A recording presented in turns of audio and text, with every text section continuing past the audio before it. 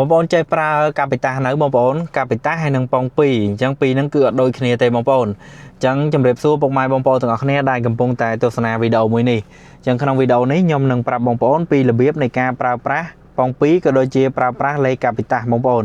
អញ្ចឹងការកាច់ចូលកាពីតាគឺយើងមានលក្ខខណ្ឌក្នុងការកាច់ត្រឹមត្រូវមិនចេះតែកាច់ទេតែជាដំបូងមុននឹងការកាច់ចូលទៅប៉ង2និងកាពីតាខ្ញុំចង់ប្រាប់បងប្អូនពីអត្ថន័យរបស់ X2 X4 និង L4 នេះសិនអញ្ចឹងកន្លែងនេះគឺជាទីតាំងកាច់ប៉ងសម្រាប់ឡានប្រភេទ pick up អញ្ចឹងដូច Ford អីចឹងគេចុចបងប្អូនគេប្រើចុចអានេះគឺប្រើកាច់សម្រាប់ Hilux Revo បងប្អូន Hilux ឬក៏ Fortuner គឺគេប្រើកាច់បែបនេះហើយ Vigo គឺគេប្រើចង្កឹះលេខទេនៅកន្លែងដៃលេខនេះអញ្ចឹងឥឡូវនេះយើងមកមើលកន្លែងនេះសិនបងប្អូនលក្ខខណ្ឌនៃការកាច់ចូលប៉ង2និងកាបេតាគឺស្តៀងតែគ្នាទេអញ្ចឹងទី1គេដាក់ថា X2 អញ្ចឹងខ្ញុំសូមនិយាយឲ្យខ្លី X2 នេះគឺបានន័យថាដំណើរការប៉ង1ហើយពេលដែល X4 នេះកាច់ចូល X4 គឺដំណើរការប៉ង2ពេលដែលយើងកាច់ចូល L4 គឺបានន័យថាកាបេតាបងប្អូនអញ្ចឹងកាបេតាហើយនឹងប៉ង2ខុសគ្នាប៉ង2គឺយើងអាចបើកលឿនបានប៉ុន្តែកាបេតាទោះបីយើងប្រឹងជន់ប៉ុណ្ណាក៏យើងអាចលឿនបានដែរបងប្អូនដោយសារតែកាបេតាវាវិលយឺតមួយគ្រាន់តែថាវាមានកម្លាំងខ្លាំងអញ្ចឹងលក្ខខណ្ឌនៃការប្រើ X2 នេះខ្ញុំសុំនិយាយកាត់ណាបងប្អូនកុំបាក់ X2 X4 L4 ខ្លាចខ្ញុំនិយាយច្រឡំដែរអញ្ចឹងបានន័យថាប៉ង1នេះទីតាំងដែលឃើញបងប្អូនឃើញណាឥឡូវនៅប៉ង1អញ្ចឹងប៉ង1គឺយើងប្រើប្រាស់ប្រចាំថ្ងៃរាល់ថ្ងៃឆ្លងជិះលើផ្លូវ highway ឆ្លងខេត្តឆ្លងក្រុង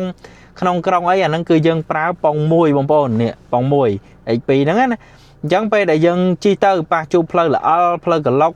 ឡើងចំណោតចុះចំណោតគឺយើងប្រើប៉ង2 X4 នេះគឺប៉ង2បងប្អូននេះប៉ង2បន្តមកទៀតកាបេតាគឺយើងប្រើសម្រាប់ពេលយើងត្រូវការកម្លាំងខ្លាំងដូចថាយើងជាប់ផុងយើងទាញគេយើងអូសដោងអីខ្លាំងក្នុងលបឿនយឺតអញ្ចឹងគឺយើងប្រើកាបេតាបងប្អូនអញ្ចឹងលក្ខខណ្ឌដែលយើងកាច់ចូលប៉ង2ឥឡូវឡានរបស់យើងគឺនៅប៉ង1បងប្អូននេះនៅប៉ង1អញ្ចឹងចាំមើលបងប្អូនអញ្ចឹងលក្ខខណ្ឌដែលយើងកាច់ចូលប៉ង2គឺយើងអាចកាច់ចូលបានឲ្យតែយើងបើកបរក្រោមកុងទ័រ80នេះបងប្អូនឃើញអត់ខ្ញុំកាច់ចូលអានេះលោត40វ៉ាត់ដែលខ្ញុំអត់ពាក់បងប្អូនសុំពាក់40វ៉ាត់បន្តិចសិនកុំឲ្យវាលោតអញ្ចឹងខ្ញុំពាក់40វ៉ាត់សិនអញ្ចឹងនេះលក្ខខណ្ឌដែលយើងកាច់ចូលប៉ង2គឺយើងមិនបាច់ឈប់ឡានទេបងប្អូនឲ្យតែក្រោមកុងទ័រ80យើងអាចកាច់ចូលបាននេះពេលដែលកាច់មកគឺវាជាប់សញ្ញាប៉ង2បែបនេះវាអត់លោតអញ្ចឹងបានន័យថាវាជាប់ហើយបងប្អូនឃើញអត់ QQ នោះអញ្ចឹងខ្ញុំពិបាកស៊ូមបន្តិចបងប្អូនខ្ញុំអត់បានស៊ូមឲ្យបងប្អូនមើលទេពេលដែលដោះវិញដូចគ្នាបងប្អូនឲ្យតែក្រោមកុងទ័រ80បងប្អូនមិនបាច់ឈប់ឡានទេបងប្អូនអាចកាច់ដោះមកវិញបាននេះកាច់មកប៉ង2វិញមកអញ្ចឹងទៅបានហើយបងប្អូនអញ្ចឹងមិនថាបងប្អូនទៅមុខឬក៏អាយ៉ៃថយក្រោយទេឥឡូវឧទាហរណ៍ខ្ញុំអាយ៉ៃក្រោយខ្ញុំថយក្រោយខ្ញុំអាចកាច់ចូលប៉ង2បាននេះកាច់ចូលមើលដៃខ្ញុំបងប្អូនខ្ញុំកាច់នោះឃើញអត់វាលោតសញ្ញាប៉ងលោតផ្លេតជាបាននេះអត់តន់ជាប់ទេដល់ពេលវាបាត់លោតបាននេះជាប់នេះបានន័យថាជាប់ប៉ង2ហើយអញ្ចឹងឡាននេះកំពុងតែថយក្រោយនេះឃើញអត់បងប្អូនអញ្ចឹងខ្ញុំទៅមុខវិញទៅមុខក៏បានទៅក្រោយក៏បានមិនបាច់ឈប់ឡានទេយើងអាចកាច់ចេញចូលអាចកាច់ដោះបានណាបងប្អូនអាចកាច់ចូលក៏បានអាចដោះវិញក៏បានប៉ុន្តែសម្រាប់លក្ខខណ្ឌដែលយើងកាច់ចូលកាពីតាបងប្អូនគឺជាចំណុចមួយដែលសំខាន់អញ្ចឹងកាពីតានេះលុះត្រាតែយើងឈប់ឡានសិនបងប្អូនឈប់ឡានហើយមិនមែនដាក់ពេណាគឺយើងដាក់ N យើងដាក់ N ហើយបានយើងអាចកាច់ចូលកាពីតាបានទាំងដាក់ទាំងដោះគឺដាច់ខាតត្រូវតែឈប់ឡានហើយដាក់ N នេះបងប្អូនឃើញអត់គឺនៅទីតាំង N នេះទៅទីតាំង N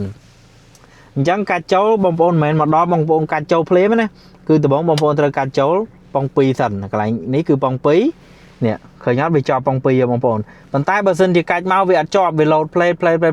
បងប្អូនអាចថយទៅមុខទៅក្រោយបន្តិចទៅបើសិនជាឡានជាប់រើអត់រួចក៏ដោយបងប្អូនអាចដាក់លេខទៅមុខបន្តិចទៅក្រោយបន្តិចដើម្បីឲ្យកង់នឹងវារៀងវិលបន្តិចមកគឺវាចូលហើយបងប្អូនទោះបី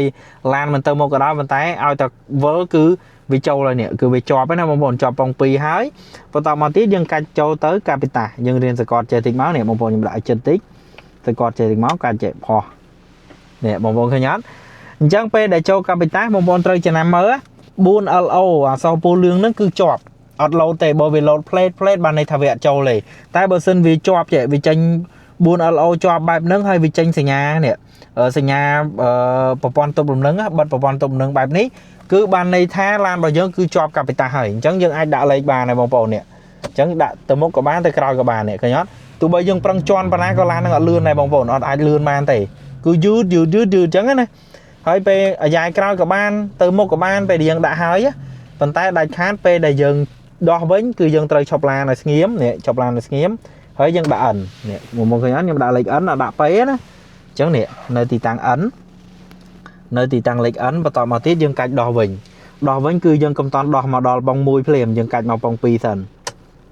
cả chỗ mà bong pi lưu po nè bạt đấy nè bạt sinh nhà cả bị ta mùi vậy còn tay nơi cho bong pi chẳng dân cách mà mùi tiền cách mà mùi tiền po nè load plate bạt đấy tại bờ sân đi về load plate ở bạt tới bong pon ai thôi từ một từ cái thì tới viên đừng bạt rồi bong pon chẳng ní cứ chia lệ khán đại dân pra bong pi bà này thợ buồn nắng hơi bốn cứ cả bị tạc bong pon chẳng bong pon công chờ lom tha ca châu bóng pi nâng ca bị tạc đôi khi tây bong pon ní cứ nhom một tay ao bong pon mơ chạy sài tại mà đó cứ ní cứ chia một phe hay la revo rally chẳng mình tha rally vì đi sân premium fortuner rồi có